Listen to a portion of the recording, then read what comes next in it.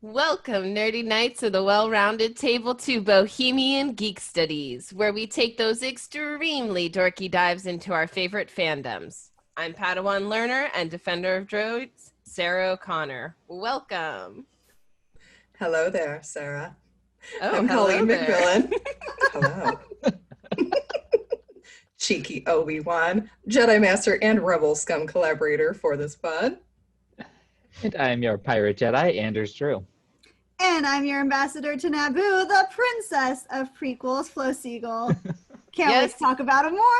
Yes. We truly run the gamut here in terms of rank from Padawan to Knight to Master. But no matter the rank you carry, one thing does remain constant. Much to learn we still have.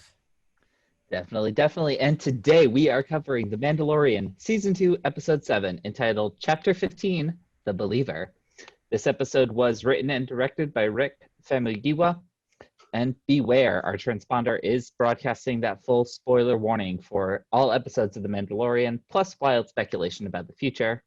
So as long as you've seen this week's Mando, grab your favorite drink from the officer's mess, snuggle up with little Grogu, even though he's not here right now, and, get your face ready for that once-a-year outing as we take a look at what Favreau and his team have created this week. Sarah, you ready to punch it with an episode recap?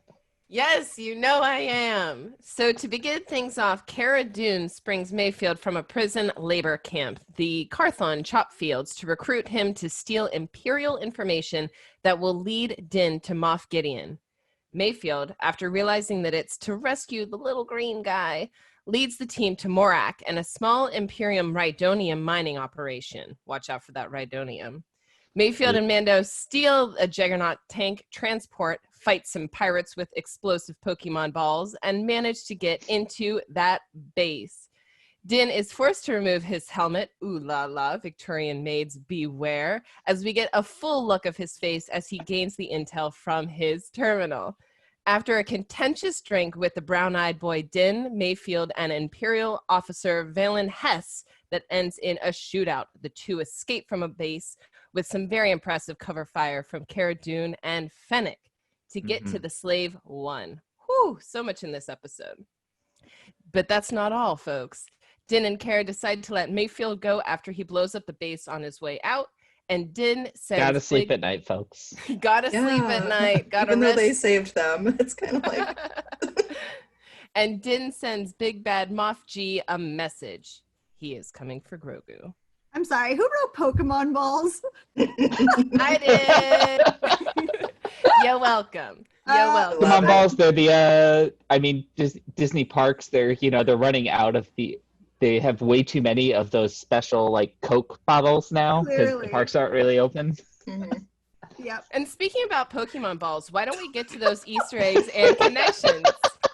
Colleen, since the other two are in giggle fits, why don't you start us off? All right, y'all. Let's start out with the Carthon chop fields. This labor camp features several recycled AT-AT walkers, cranes, that we saw back in the episode The Heiress. Mayfield is working on getting scrap metal from TIE fighters. Seriously, just TIE fighters everywhere in this field. Labor camps have been used as far back as the Empire, probably farther back. We don't know if the Republic used them, although they did turn a blind eye to the slave trade and operations that use slaves, like on Planet Kessel. Good job. Well done, Jedi. Excellent work, Mason, Yoda. We'll talk about that at some point. Most Wookiees during the Imperial era were sent as slaves to some of these operations. Also not a great look.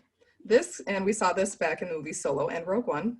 This camp is also being guarded by the same model of New Republic security droids that were on the transport the Bothan 5 and the Prisoner when we first met Mayfield. Yeah, that was cool. Definitely, but just if they wanted to do a full prison break on this one, Mando could have absolutely just gone in and torn shit up, because he did the same thing. He did that to those droids back in that episode too. Oh, absolutely. Yeah, I appreciated gone for the ankles. I appreciated this take better, though, because it was less forced and less like the heist. I really liked how it was just much smoother with Cara Dune. Definitely. That was way better. It was It's like, I'm a cop. He's coming with me. The droid, all right. Gotta go. Seems fine. Checks out. What do we got next, Flo? Ooh, we get to talk about Boba Fett. look how handsome he looks. He got a paint job. Woo! Woo! So we mentioned before that Boba Fett used to be somewhat known for repairing and repainting his armor after battles. Well, here he is.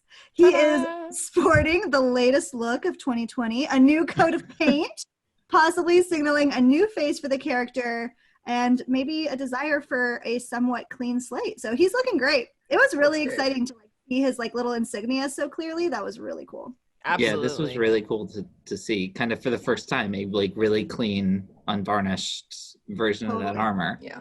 Cobb Vanth wasn't taking very good care of it either, guys. No. No, he wasn't, but he didn't have to. That's true. Fair. That's true. What's up next, Alright. Anders? So next up, it is just nice to know that everyone, just like us, will in fact lay down their lives for little Grogu. So just like Cara Dune, he only needed to hear that Grogu is in danger, and Bill Burr's Mayfeld was absolutely like, all right, I'm in. Done. Let's go. We got to save the little green guy. I'm just saying, if you guys don't know, listeners, viewers, whoever you are watching this, Anders is a master meme maker. This one is a winner. I used the Rick and Morty one last week, so I had to come up with something else for that. So good. Just epic. So it's nice to know that everyone in a galaxy far, far away is in fact just like us. And on hearing that Grogu is in danger, they will jump to attention and do whatever's necessary. Yep. Absolutely. I will say, though, that it is one of my critiques that it was so smooth for him, because it seemed a little bit forced to me. That's one of those plot armor things that bugged me just a little bit on the episode. I'll let it slide, sure, but I'm not sure how plausible it truly was. Right. Fair. Especially when he found out they were just going to take him right back. Exactly. Yeah, I feel like they didn't cut him a very good deal. No, that's what I'm saying. It wasn't a great deal. I mean, it turned out all right in the end. His exercise yard got bigger.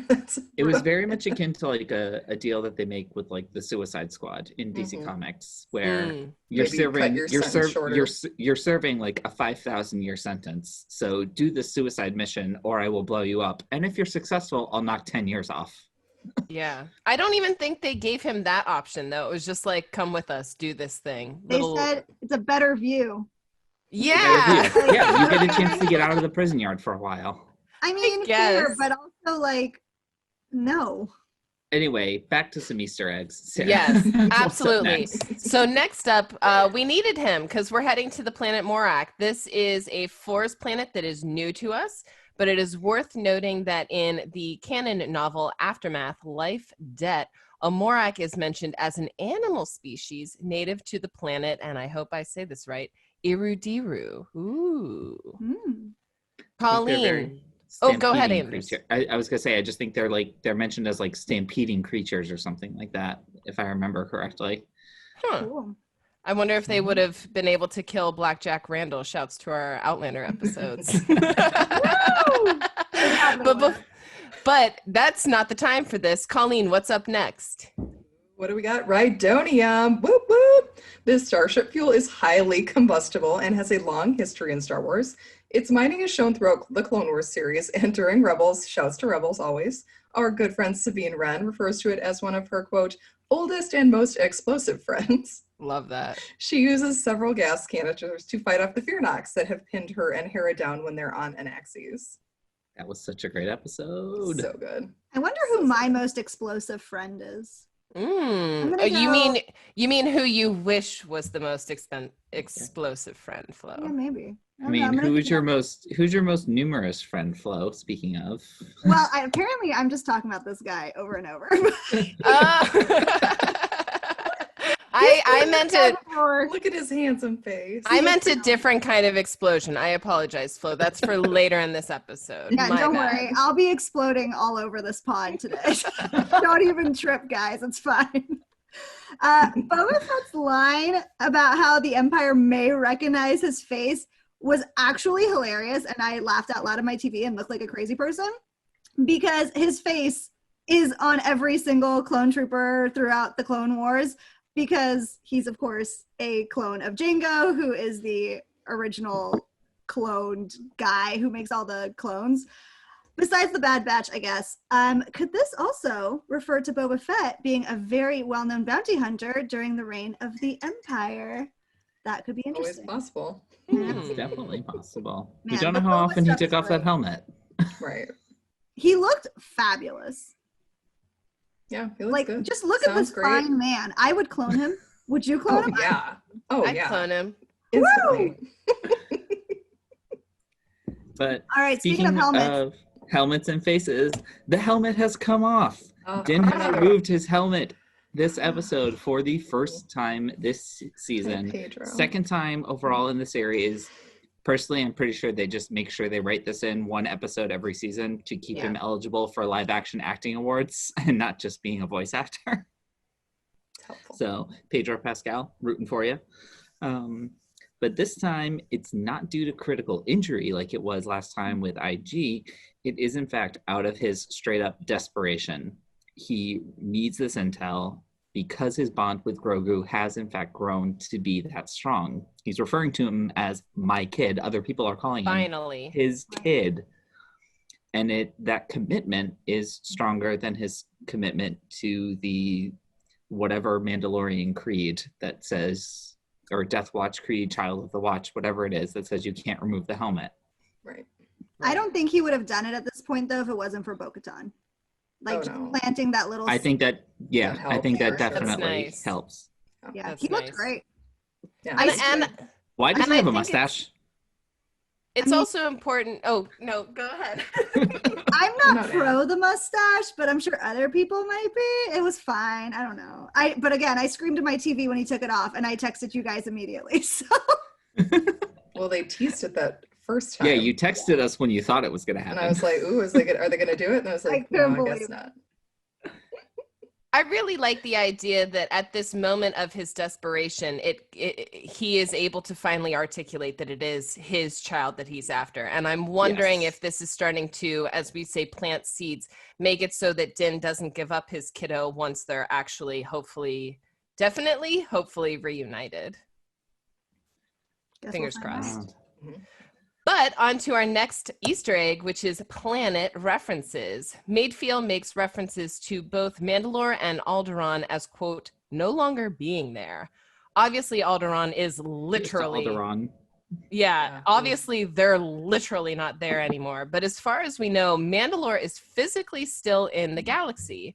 He also refers to, quote, what would they say on Mandalore? Which is interesting because as far as we know, Din has never actually been there before himself. His expression, too, kind of then you could tell underneath the helmet where he was like, what would they say? What would they say? I don't know. He was so Okay. quiet in that tank. He just like Very quiet. Yeah, Very and Colleen, speaking of which, Chatterbox. why don't you tell The us about tank. that tank? The Juggernaut shouts to X-Men always as well. Always. Always. Yes. The vehicle that Din and Mayfield steal is referred to as a Juggernaut, a class of tank referenced throughout Star Wars. This also gives us a great fight on top of a vehicle scene. Yes. Chase scene. That felt Yes. something straight out of Rebels. Yes, please. And Indiana Jones, of course. Last Crusade, baby. Mhm. Nazis on top of a tank. That's the first thing I thought of. I was like, ooh, Indy, go for it. This is great. And the spear shot, too, reminded me of when he takes his gun and just shoots the guy that's with the sword. And Din must fight off alien space pirates, whose species is still unknown to us. Just give us Hondo, you freaking cowards at Disney. Come on. I was They're sure. waiting. I They want was us to wait sure for it was it. gonna happen.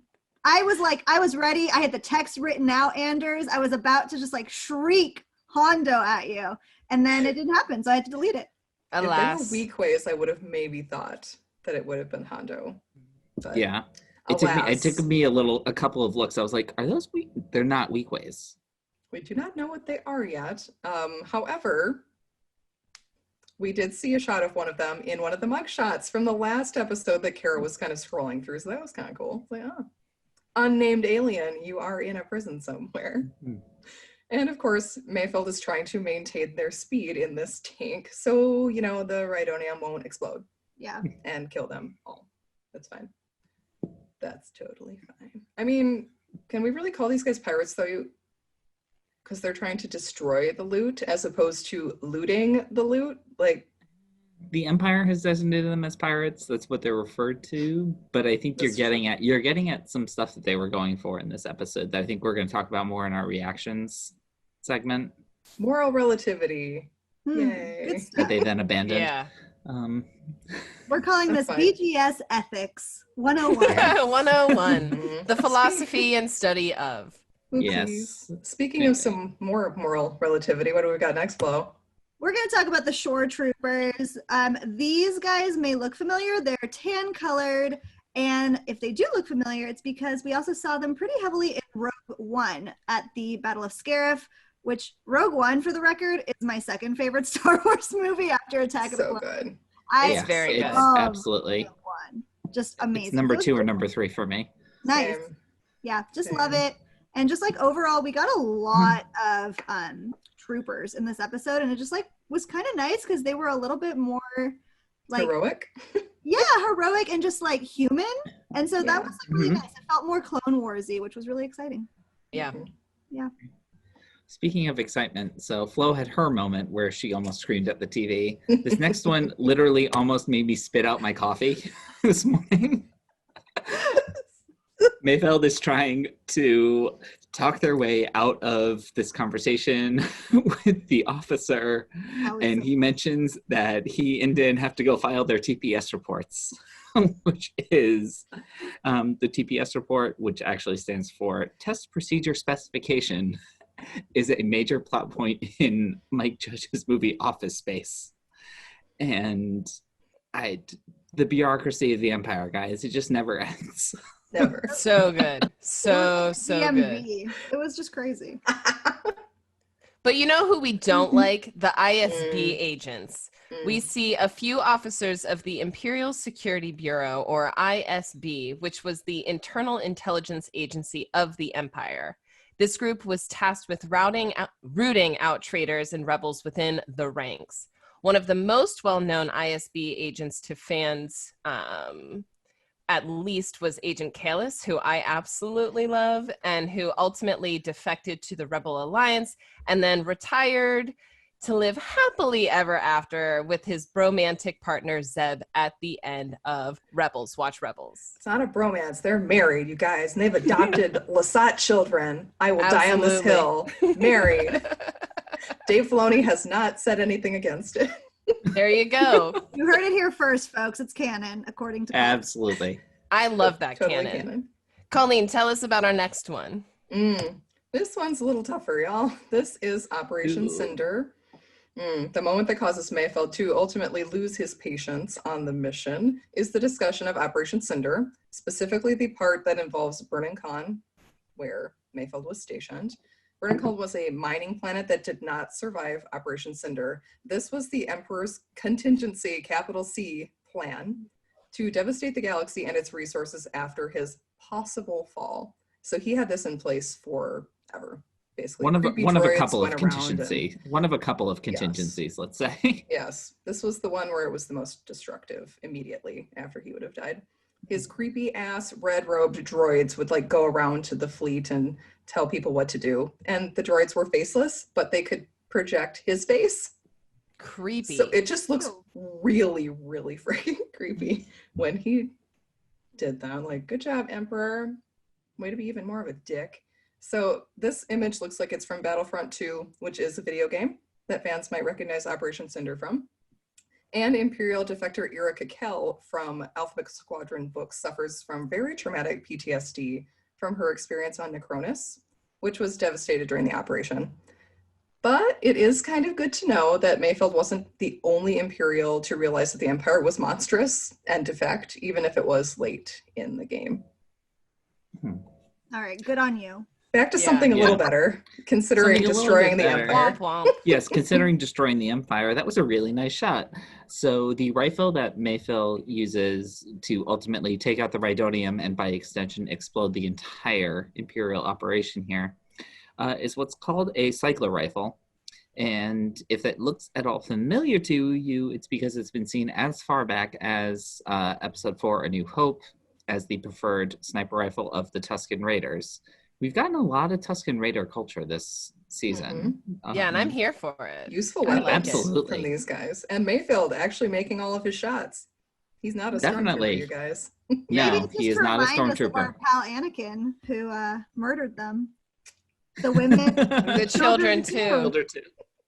You know, speaking of Attack of the Clones, Flo, what do you got for us? This is the best. I'm so happy I get to talk to you about this. So yesterday I watched Attack of the Clones, and obviously I saw this scene. And then today the episode comes on, and I'm going to get into this later, but I was on my phone a little bit. And all of a sudden I hear the boom, boom, and I was like, what am I watching? So yes, let's talk about the seismic charges. The mine that Boba releases from Slave One to take out the TIE fighters is the same type of mine that his father Jango used in the best movie, Attack of the Clones, to try and spook out Obi-Wan from the asteroid field, where we saw everything just explode into a zillion pieces. It's so great. The audio on it is incredible. Just the pause, silence, and then the vroom. I just love it. I'm obsessed with it. So thank you. I remember being deafened by that in the theater. I remember that, yeah. So good. So good. I was 13 and my ears have never been the same. Well, speaking of so good, there is a really great guest cast for this episode. In addition, Yeah, hello. Hold on a minute there. Let me adjust my hair. Anyway, in addition to several cast members from previous episodes this season, this episode officially sees the return of Bill Burr as Mayfield. Other cast members from this episode include Donald Mills as the security droid, Miguel A. Lopez as one of the Juggernaut pilots. He also appears back in Chapter 9 as a Tusken Raider, fun fact. Barry Lowen as a shore trooper, and Richard Brake as Officer Valen Hess. In keeping with tradition this season, both Donald and Miguel have also appeared in Agents of S.H.I.E.L.D. And Richard Brake has also appeared in Game of Thrones, Marvel, and DC properties, which is super duper cool. I'm sorry, what is the name of the bearded one? I'm just asking Yes. a friend. I believe that's Miguel. Okay, great. I'm not writing this down for a later Google. This is fine. Yeah, no. We have a script, Flo. It's fine. Yeah, I need to highlight it, so give me a second. Yeah, as us ladies are trying to regain ourselves, Anders, why don't you tell us about the last Easter egg, please? Yes, this might have been my favorite moment from this whole episode. Mando using Gideon's own words against him. So Din delivers one of the most incredible flexes in TV as he sends Moff Gideon a message. In addition to straight up channeling his own inner Liam Neeson from Taken energy, Din is also parroting Gideon's words right back to him, saying, "You have something I want. He means more to me than you will ever know." These are the words that Gideon used in the standoff way back at the end of season 1. And he's majorly flexing by sending any message. The content of the message itself is kind of inconsequential. Mm-hmm. He's demonstrating that he has the resources to find Gideon, whose anonymity and secrecy is kind of critical to his plans. Yep. Okay, big psychological warfare going on here. Yeah. So it's been a while since the Queen of Queries has asked a question, and I wanted to ask as kind of a segue to get us to the reactions. How hard is it to send a message to Moff Gideon? Because I was a little underwhelmed by this moment, since it seemed to be such an intentional hype for the season finale kind of thing. But I want to know how hard it is. Why can't Moff G just be oh, well, you sent me a message. I gotta move. Bye. You have to know the ship you're sending it to. Yeah. So he knows that Mando now knows his ship and where it is. And you have to be close enough to relay points in order to get a message to go through, because a lot of times the communications relays will break down. Okay. So he's probably close by if he can hit the right relay and get a message to him, and knowing the ship to get it to is probably the biggest thing. I would say, yeah, knowing the identity of the ship. So actually effectively getting the phone number is one thing. Only the high ups in the current Imperial Remnant Command should theoretically have the ability to access that channel. And then knowing, I mean, I would assume Gideon isn't actually traveling that much. So he's likely mostly headquartered wherever the majority of his fleet is like stationed. They probably have a shipyard or something to do repairs. Yeah. So they are very likely mostly stationary, only going off in for a couple of side mission type deals. So that would indicate that Din in fact knows that location. Okay, that's a little bit more impressive then, because I was a little honestly not overwhelmed, underwhelmed by it. Maybe you were just whelmed. You were just straight up whelmed. I was whelmed. Speaking of whelmed, why don't we fully get into the reactions? Flo, why don't you hit us off with your reactions first to this episode? All right. So I really liked this episode, actually. I thought it was really, really good. Not as good as the previous episode, but still good. It was not what I was expecting of the episode, which is good and bad. It kept me on my toes, which was nice. It felt, if we're going with like the genre movies, it felt kind of like a Vietnam War type of movie, just like because which is what Star Wars was kind of inspired by in general. And I think it was mostly because of like the landscape and just like the destruction of like these people's homes, like civilian indigenous people. Yeah, so that was like kind of a bummer, but it was good. I really, really liked it. I kind of wanted a little bit more from the actual like Prison Break, only because I liked the Prison Break episode so much in the first season. But I was happy for Sarah, because I know Sarah didn't like it, so I thought of you, Sarah. I was honestly relieved. I was so nervous going into this episode. I cannot even tell you.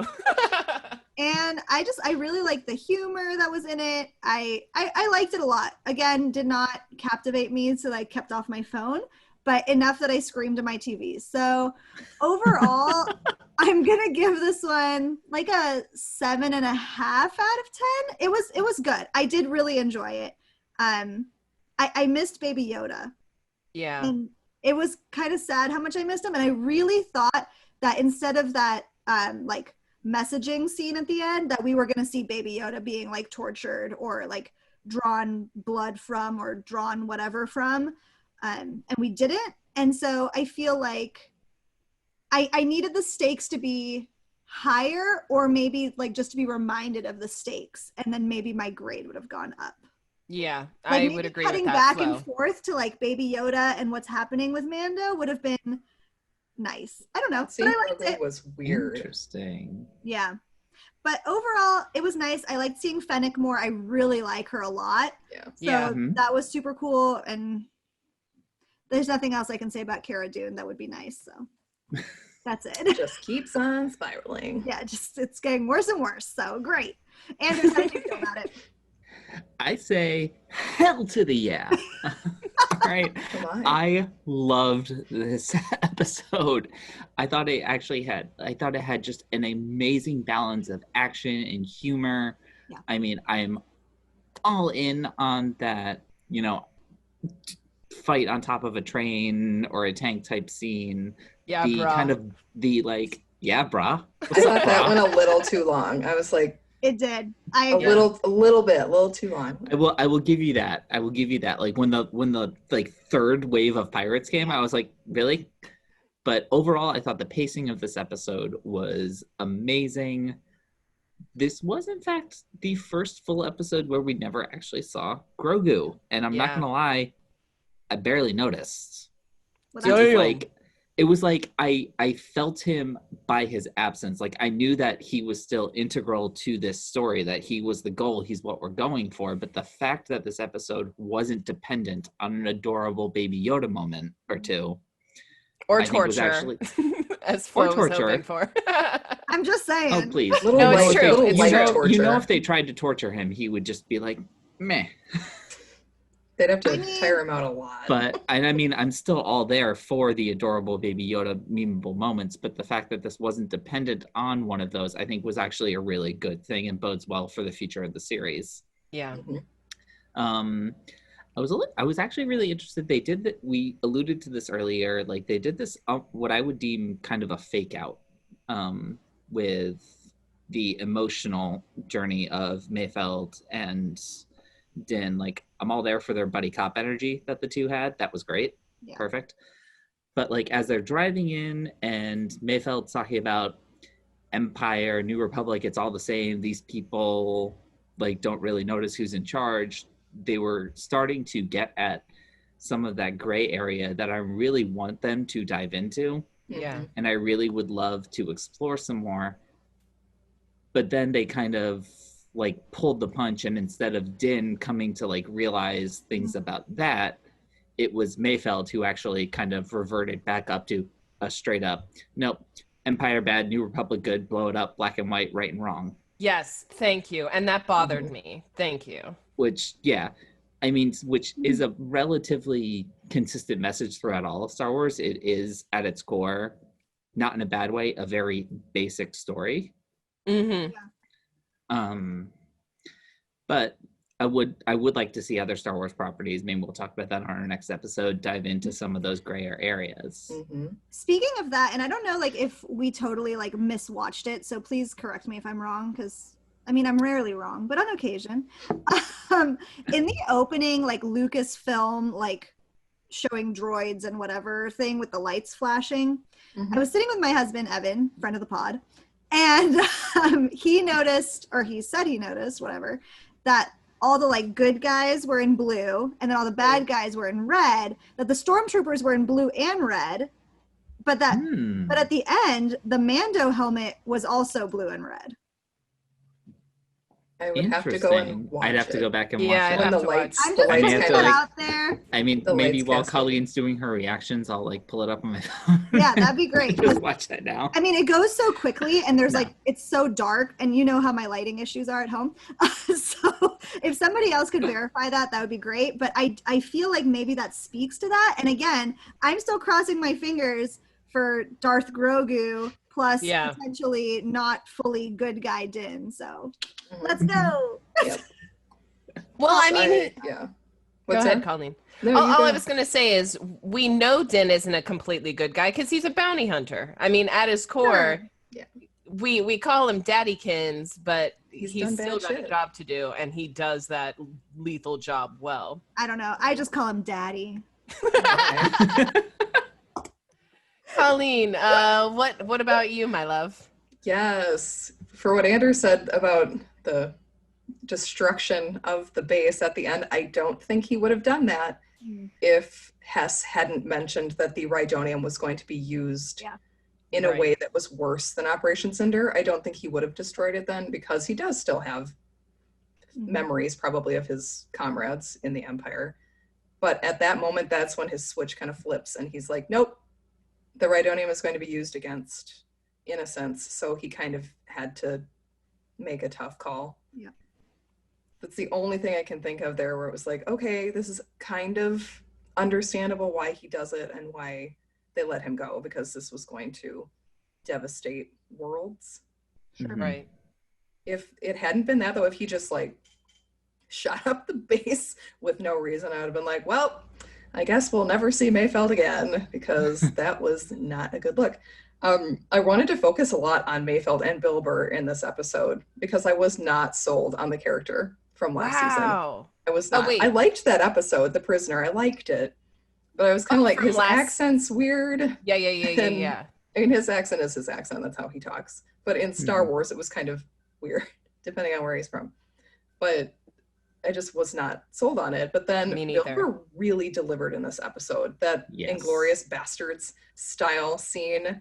I thought the same thing. Like when I was watching it, I was like, this is That was when I Inglourious leaned in. Basterds. I was like, oh, this is getting interesting. Like, yes, he's bringing this energy, that like tense and electric energy. And poor Pedro Pascal did great in that scene too, because he's sitting there like, I don't know what to say. I'm really like naked because he didn't have his helmet on. So he doesn't know what to do or what to do with his face. He was just like, the F are you doing, man? Like, shut up. Yeah, shh. Can we not Say talk less. about this? Like you could, and Din could tell too that violence was going to be coming. Oh, yeah. He could tell. He was so Yeah. uncomfortable. He's like, this is not going to end well for anybody. And I think Mayfeld is supposed to be the titular believer from the title. He finally finds out just how much he and his fellow stormtroopers and fellow comrades meant to the higher ups, which is nothing. absolutely nothing. And this is Operation Cinder caused a lot of defections because they realized, like, oh, they're killing civilians and us, and they don't care Right. who they're killing in this kind of retribution thing. And you'd think that the destruction of Alderaan would have made more people defect, but there was a huge propaganda thing against the rebellion, against Alderaan. They were traitors. They said that the rebellion was centered on Alderaan, so it had to be destroyed. And even the workers in the Death Star didn't even know what they were doing. They were like a cog in a machine. They were told to like turn on this laser at this time, and they did. And yes, you should question the giant death machine that you're inside, but they thought it was a space station. Maybe a little bit. Like, yeah, they didn't know it was a weapon. Just following orders isn't necessarily an excuse. No, but they didn't know. They didn't know it was a weapon. They thought it was a space station. At least the lower down people did. They were just there to do their job, basically. And Tarkin is the real one we need to be talking about. We'll mention him later. I did like that Mayfield offered freely to go back to jail, basically. Yeah. He's like, take me in. Yeah. I deserve it. I did bad things as an Imperial, and I deserve punishment for that. It's like, finally, Star Wars is saying somebody should have some retribution for the bad shit. I did not see that as that when I first watched it. That's interesting. I mean, I absolutely saw that as, there's no way I can outrun both of you. That's true. Just cut out the middleman. That is true. I mean, he knew he couldn't escape, but still, he just walked right up to her and was like, yep, take me back. You gotta live, or you have to, what did he say, sleep at night? You have to be able to sleep at night? Have to be able to sleep at night. And I think he would have been fine going back and serving his time after hearing about how Hess described Cinder. Because I doubt he really knew what Cinder was about either. But then he got confirmation from Hess being like, yep, we did it because people need order. And at that, you could see it. They will ask for us. Yes, you could see it in his brain flick to be like, oh, the New Republic at least is not like this. Let's start to become a believer in that instead of nothing. Which I thought was great. Character growth, like, yay, maybe he'll be on the new Rangers show. Maybe. Maybe. He could. Possibly. I did want to ask you guys, should we talk about the face scan? The face scan that makes no freaking sense. The face scan to nothing. I was like, somebody suggested that it could have been because they're xenophobic and don't want aliens or droids accessing the port. Fine. But I don't even understand that. I literally don't understand what you just said. What do you mean? Like, the Empire hated aliens, so if an alien tried to access the station or port, it wouldn't let them if their face scanned and they were alien. A droid also, they wouldn't want a droid messing with it. But then it's like, is this an ISB only station? And because he's not on their registry and he's not on the New Republic registry, is he fine? So he doesn't have an account, and they yeah, and it's just like, that. It's and just Mayfield like could have done it too, but he's a defector or a KIA, MIA person. Like, I could only think that when Palpatine died, there's so much talk about how the bureaucracy kind of started to fail. And that's except the for those only thing I TPS could think reports, of. everybody like, still filed those. yes. Right. Yes. It was like, this is wild. Wild. I don't know. Sarah, what did you think of this one? Yeah, so I mean, kind of as we're trailing off and talking about this face scan conundrum, I was kind of meh to yeah about this episode. So like, first things first, why don't we start off with my critique and then we'll get into the nitty gritty of some of the things that I really liked. So in my humble opinion, I think people were being foolish in this episode, and there was a lot of plot armor to make sure that this thing went off without a hitch. Like we already talked about, Mayfield just going along with the plan seemed a little bit stretched out. Din trying to make the face scanning matching without taking off his helmet. What is that? That was weird. I don't get that. The bad guy thinking that Din was being hard of hearing. That was funny. Maybe. I guess right after the face scan thing, it was kind of like, really, you're going to buy that, even though when he steps a few feet away, Din is able to hear you now. Like, are you not suspicious by that? Parking right down. I'm not sure if that was actually hard of hearing, because not only did he have to speak loud, he spoke kind of slow. It was almost more just like brain damage, I think. I said something about understand that that's decompression. Like, yeah, I understand that that's what they were trying to convey, but in light of the big bad guy being able to like say something that Din was able to hear when he was further away and at a lower Mhm. pitch and quicker, just if I was the big baddie, I would have had questions. right? Mhm. I Then guess maybe parking he was Rhydonium, drinking. Oh yeah. The right maybe. Parking Rhydonium with absolutely no protection at all, despite all the raids, like leaving it there as just a target. Again, Yeah. what are you doing? And then Mayfield just walking away at the end. Where are you going? What are you doing? I did notice that That one. was I was weird. like, where is Where he? Is are he you gonna go like going? steal a ship? Like, weren't they his ride? Yes, and then for me, I know a lot of people really liked Din calling out Moff Gideon in like a wrestler style, like you better wait for me next week. I'm gonna come out to you, blah blah blah. Like I get that people like that and thought that it was such a psych flex, but in my opinion, I don't think Din had really would have plausibly thought that Moff Gideon would have any kind of fear from that. I just so I mean that's what 6 different critiques that for me just made it a little bit foolish, but like anything further that you guys want to say about those things before we get into what I actually did really appreciate as small little nuggets. I will say my one thing is, again, back to the flex, the transmission, the message. I think the other piece to it is not only is it, you know, an attempt at maybe like a psychological flex to throw Gideon off his game because it's like, oh, he knows where I am. I think it also might be, and this gets a little bit into predictions, but since we're talking about the specific point, Yeah. it might also be, I mean, I'm pretty sure Din knows he's got almost no chance of like sneaking up on Gideon. Like there's almost no chance that that's going to happen.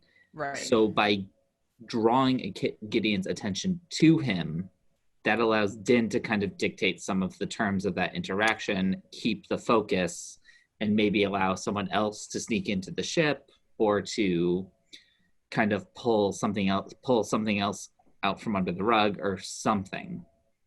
Right. Like if he has a second ship. Like if he Right. finds Bo-Katan and they're coming from 2 different Right. angles. If there's something like that, he focuses him in on him, and that allows them to go in unnoticed or something else to basically be a distraction.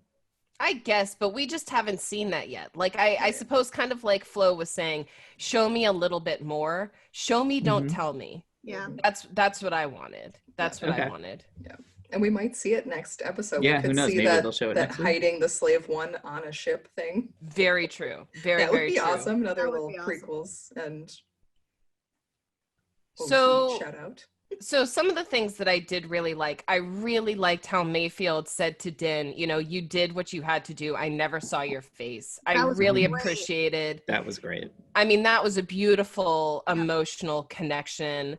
As Colleen was saying, I did not appreciate the heist. So I did not appreciate round 1 Mayfield. I gotta say, round 2 Mayfield, I'm liking you. You can come back for more. I will watch you, sir. I really, really appreciated his character arc in this episode. And despite me kind of ridiculing a little bit how he just kind of walked off into the woods, I did really like how Cara Dune and Din kind of did this back and forth of like, the guy died. Oh, what a shame. If only he hadn't died. I really, really appreciated that. I think it's fantastic that Din is finally referring to Grogu as his kid. Maybe we'll see him finally stop trying to give him away to anyone that has Jedi as as something in their name. That's what I'd really, really like. Another thing that I think is great, and shouts again to Matt Harrington's essay on main quests versus side quests. When we critiqued the show before, this finally, or a continuation of it being an actual main quest mission as opposed to a side quest mission. This one was to get the kid back, and the way to do that was to find the coordinates to Moff G. So I really, really like that. But why don't we move on to predictions for next week, unless you guys have any further thoughts about those things? Oh, good spotting though, Sarah. Believing the Rhydonium just chilling. Just chilling What are on the you roof. I doing? mean, that was wild. Like, why would you not at least like take it off of the the I'm jump. wondering if Throwback! maybe the officers are just like still in their mind used to having a couple Star Destroyers in orbit that could like take care of incoming ships. Well, I don't know, but They don't have those anymore though. So Sucking at their jobs, guys. they Yeah, are bad at their jobs. I could have predicted that they would have been blown up by the end of the episode. And since we saw that, why don't we talk about predictions for next week? Anders, what are you thinking? So it's kind of hard to say. I think definitely I'm going to just bring back my prediction from last week that for this episode next week, we will get Darksaber on Beskar Spear dueling action. I'm personally on the fence as to whether or not Bo-Katan and her crew are going to come back next week. That'd be cool. I don't think Ahsoka's coming back next week, personally, but I think that it is possible we see them maybe part of this like larger plan that Din's putting together. Anyway, Flo, what about you? So I was actually really disappointed that we didn't see Ahsoka this episode. I thought we would either end with Grogu being taken matter from or in some way or another tortured, or Din flying to be like, hey, we need you. And it was just like Ahsoka turning around or whatever. That was a pretty good Din voice though, right? Pretty good impression. Yeah, Very that was good. excellent. Sure. I mean, I got confused. I thought Pedro Pascal suddenly came in the studio. It's me. So I'm still like really gunning to see Ahsoka next week because again, I still feel like they haven't done enough this season to make me want to watch a whole Ahsoka show. However, friend of the pod, Keith, shouts to Keith. Hey, Keith. Says that maybe we'll see Ahsoka more Mando season 3, which would still potentially come out before the Ahsoka show. So that could be a possibility there. I'm still really hoping for Ahsoka next week, so I'm going to keep my fingers crossed for that one. Again, I think the whole team's coming. We're going to go see Moff G. We're going to see Baby Yoda. I'm predicting there's going to be like a lot of really tense moments where Mando's like, don't hurt him! And I think we're going to see Darth Grogu. I think we're seeing it next week, guys. It's going to happen. I could can't wait. watch that for So sure. Grogu's going to take out Gideon then, maybe. Maybe. Right. Friend my dad. That's what's his turning point It could be. to go dark. It really could. Interesting. I would find that to be so much more compelling. Like, for instance, and Colleen, I know that you're next, but I would find it so compelling if Din and Moff G are in battle with Darksaber, because that would be it's gonna happen. Freaking amazing to see. And having Grogu step in and force choke Moff G to death. That would be compelling television. And that would have us really worried and talking for the 10 months that we're waiting until season 3 comes out. 12 months. 12 months. We Christmas have to, Day 2021. Season 3 we have to be worried about Baby Yoda's soul through all of this time. That's what I'm calling. Yeah. And Din is going to be horrified. Like, thank you for saving me, but also you just killed a man. Like, well, and then I'm really hoping that in season 3, it's like Ahsoka trying to save his soul. Like, she couldn't save Anakin. And it's just like, it's going to be, I personally think it's going to be like part of her like life's work to help this like little kid, not 50-year-old kid, not go that way. Like, she's seen it happen before. See, and I would find it so much more compelling if we bring in somehow Ezra. I think Ezra is much more suited than Ahsoka to do that. I mean, they may have to work Cal together. Kestis would be a really good option because he's had to fight with his own problems with. I think it's going to take a team. I think they're going to have to hit it from like different Taking a angles. village. Yeah, But in I mean, the this end- kid is way too powerful for just one tutor. I agree with that. But in the But it end, would it's work going to with be Cal. Din is going to keep him from going at the very end for sure. Yeah, Let's go. I hope Let's so. go. Bring me Darth Grogu. Ooh, it's gonna be intense. All right. And what do you think, Colleen? All right, Colleen. It's gonna be crazy. Just like Flo said, it's gonna be friggin' madness. We're not gonna even know what to do at the end. We thought this week would be the prison break, but it was more like we're gonna get the prison break in the finale, I think. Great choice, by the way. Trying to Absolutely steal them away. perfect choice by them. And it's gonna go horribly wrong, I think, like Flo said. Yep. Now that I'm thinking on it, I'm like, oh no. Sorry. It's not gonna go good. I really want it to be the longest episode yet. I want it to have a long run time. It's finale time. Gideon is the big bad right now. Whether he continues to be the big bad remains to be seen. I mean, Grogu could go insane. He could like flip his shit and kill Pershing. He could kill Gideon. He could kill everyone on that damn cruiser if he chose to, probably. If he releases that Force lightning.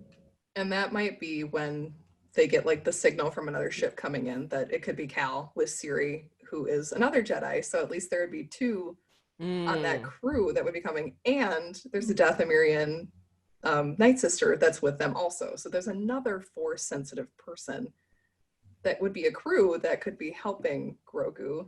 And she has had to learn how to use the dark side also. So it's like, what's going to happen, you guys? I don't know. I'm just like foreseeing a scene kind of like in episode 3 where it's like Palpy, Mace, and Anakin. Right. And exactly, Flo. Exactly. That's what exactly. I'm picturing so hard. Yes. And it's gonna be wild. And my version of that scene is actually I would call it much more hopeful. My version of that scene is actually... He stops him. Well, my version of that scene is pretty much like there's an old episode of The Simpsons where the dog, Santa's little helper, gets trained as like a guard dog, attack dog for Mr. Burns. And he gets set on Bart coming onto the property. And he's like running at him like he's going to bite him, attack him. And Bart's just like, boy, it's me. Don't you remember? And then he like changes back and he jumps up and he's like licking his face. And it's an adorable boy and his dog moment.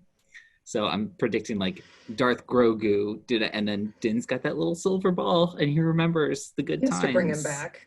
I think so. I think so. Yes, but I don't think it's going to be in this season. Oh, absolutely not. It might like have him end with him holding the ball. Oh, then in the future, yeah, 100%. He's not going to. Right. I don't think he's going to stay Darth Grogu. No. But he'll have to fight with that. Whew, now that we're all really... I think we're ready for the final episode. So I think that's where we'll leave things for today. The Battle of Grogu's Soul coming up next. Thank you so much for being with us, and come back next time where we continue exploring The Mandalorian, the last episode of this season, and other geeky goodies like our new series where the BGS ladies, hello there, are exploring Outlander. Woo! Remember, you can enjoy us on our podcast or YouTube format. Either hit that subscribe button and tell friends to come visit us and leave us those 5-star reviews. And you know what else you can do? Drop some comments to let us know how you think the finale will end, because I love hearing about that stuff. And check out our website at Bohemian Geek Studies, where you can enjoy all of our episodes, as well as Colleen's book corner, where she's reviewing Star Wars literature, and where you can contact us through email and social media. Until next time, Beskar spears up and keep those episodes streaming. Thanks so much, everyone. Bye, everybody. So long, everybody. Yes, when I heard Pokemon balls, I just pictured a Charmander with like just huge bonus.